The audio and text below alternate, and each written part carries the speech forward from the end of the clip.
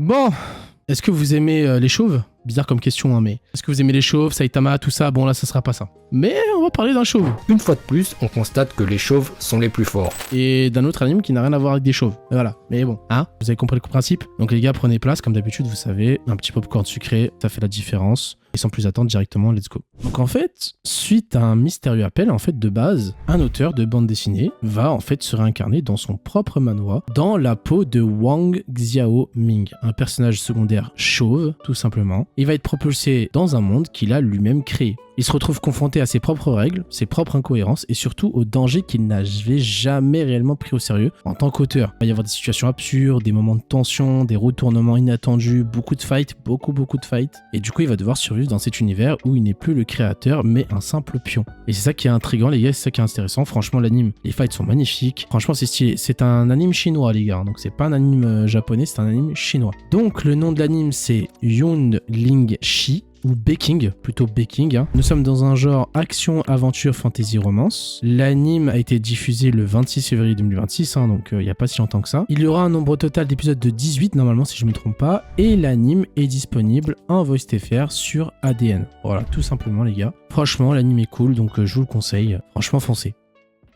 Alors là, c'est tout autre chose. Donc en fait, les fantômes ne hantent plus les maisons abandonnées, mais les écrans de smartphone. Et d'ailleurs, ça c'est intriguant d'ailleurs. Hein. C'est ça que j'ai aimé dans cet anime, c'est que c'est différent des autres. Et du coup, si le vôtre, imaginez votre téléphone possédé. Voilà, et bah c'est ça, en fait cet anime parle de ça. Donc on va voir Soji Enichiro, 15 ans, et qui est un streamer à la réputation sulfureuse, sous le pseudonyme de Daoringo. Et en fait il embrasse beaucoup les réseaux, avec des vidéos provocatrices, où il se bat, etc. Voilà, donc c'est vraiment l'influenceur le plus détesté du web. Mais derrière son image de méchant, bah en fait il fait tout ça pour sa sœur, parce que du coup elle est malade, et il veut la soigner en fait à l'hôpital, mais ça coûte cher. Donc voilà pourquoi il fait tout ça. Et un jour du coup il va se confronter à un problème, c'est qu'il y a un monstre qui va sortir du téléphone, et du coup il va devoir se battre contre ce monstre qui est d'ailleurs sa propre sœur. Il va affronter du coup sa sœur et du coup il va devenir un espèce d'exorciste de smartphone. Voilà. En fait ils utilisent leur pouvoir à travers les smartphones. Donc voilà le topo. Donc l'anime se nomme Dead Account.